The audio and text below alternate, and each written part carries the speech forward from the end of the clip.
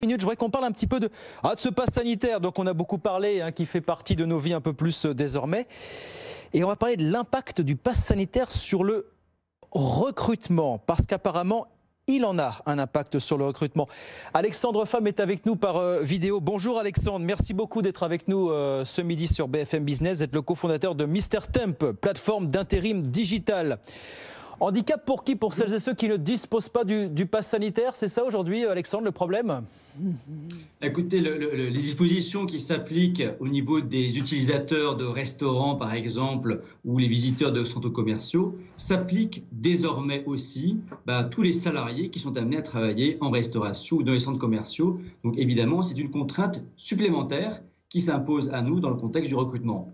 Et donc, ça vous oblige un petit peu à réorganiser vos processus de recrutement. C'est ça aujourd'hui le défi pour vous chez Mr Temp? Exactement, effectivement, on est un groupe de travail temporaire. On est amené à travailler pour un certain nombre de grands comptes qui, par exemple, nous sollicitent pour des vendeurs en magasin. Et c'est vrai qu'on est, alors maintenant, depuis plusieurs semaines, amené pour les magasins qui sont dans les centres commerciaux à rappeler à nos candidats l'obligation de pass sanitaire qui s'impose à eux depuis maintenant ce lundi, qui crée évidemment, vous en doutez, suscite des questions, des problématiques pour les gens qui n'en disposent pas. Alors fort heureusement, aujourd'hui, on parle de pass sanitaire et pas d'obligation de vaccination. Oui. Donc on a toujours une possibilité pour les personnes qui seraient opposées au vaccin de pouvoir passer les tests. Mais c'est vrai que c'est une contrainte supplémentaire aujourd'hui qui se manifeste dans le cadre du recrutement. Et comment vous arrivez à opérer cette demande auprès de vos intérimaires aujourd'hui? Est-ce que c'est un discours qui passe, plus ou moins? Comment ça se passe aujourd'hui, Alexandre? Alors, vous en doutez, vous voyez le débat public qui parfois est très animé sur ces questions-là. Il n'y a pas de raison que vous en soyez épargné, malheureusement, c'est comme ça.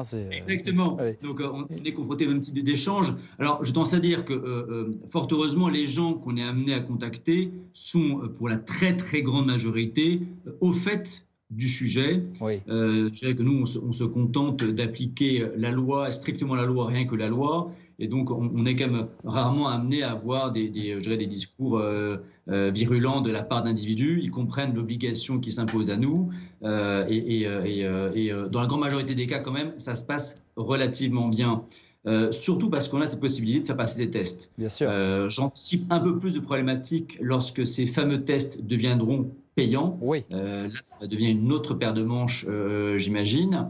Et autre phénomène aussi assez intéressant, c'est qu'on commence à avoir des demandes également d'entreprises qui ne sont pas concernées par l'obligation de pass sanitaire et qui nous demandent, écoutez, moi, dans mon entrepôt logistique, dans mon site de production d'usine, je souhaite que vous m'envoyiez que des personnes, effectivement, qui disposent du pass sanitaire.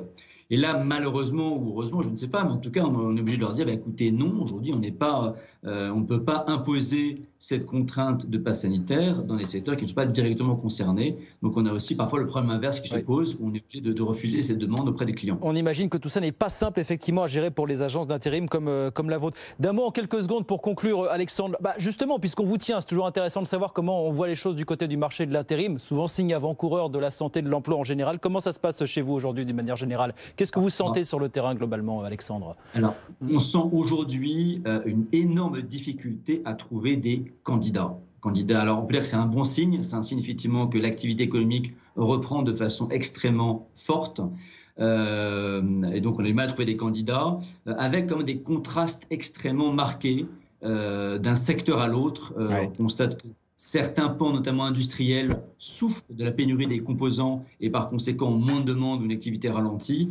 À l'inverse, d'autres pans de l'économie, quand on pense notamment à la logistique par exemple, au commerce, connaissent des activités extrêmement vigoureuses. Et on a beaucoup de difficultés à trouver des candidats aujourd'hui. Donc, effectivement, s'il y a des gens qui cherchent un boulot aujourd'hui, n'hésitez pas. On a beaucoup de postes disponibles. C'est ça. C'est-à-dire que finalement, passé la crise, on est retombé un petit peu dans nos travers, ce qu'on aurait pu décrire tout aussi bien il y a 18 mois, finalement, Alexandre. C'est ça aujourd'hui la réalité. Malheureusement, oui.